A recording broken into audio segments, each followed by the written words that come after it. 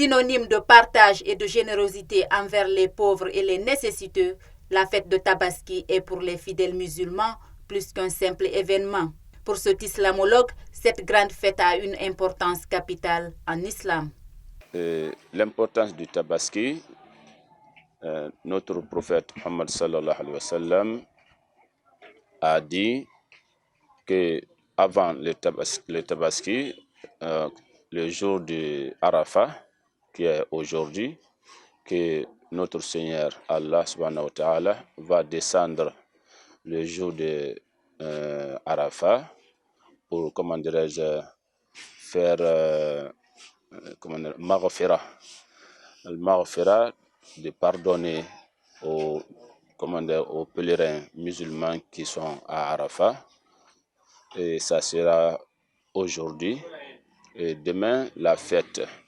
Une célébration au cours de laquelle des sacrifices sont effectués. Imam Mohamed Nourdin Kamara explique l'importance de l'immolation du bétail ainsi que les différents choix de bêtes à offrir lors de cette grande fête appelée communément fête des moutons. La fête, il y a l'immolation des moutons. Notre religion a exigé à tout musulman qui a son moyen pour acheter et faire son devoir, qui est l'émolition du mouton.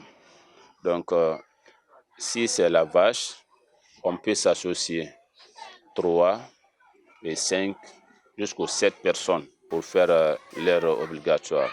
Si c'est la mouton, il existe une seule personne. L'important de ça, notre prophète Ibrahim alayhi salam, il avait réveillé qu'il va égorger son enfant qui est Ismaël. Donc leur réveil, c'est la réalité. C'est Dieu qui lui a recommandé de faire ça.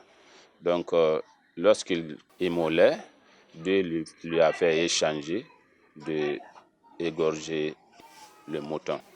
Donc l'important de ça, comme le prophète a dit sallallahu alayhi wa sallam, tous les cheveux de la vache ou bien du mouton, Dieu fera ça comme pardon pour celui qui a immolé le mouton.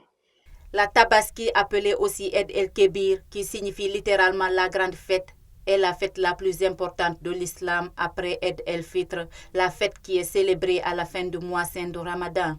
Cette année, le jour de la fête des moutons est prévu le 31 juillet 2020 dans un contexte sanitaire particulier avec la pandémie de Covid-19.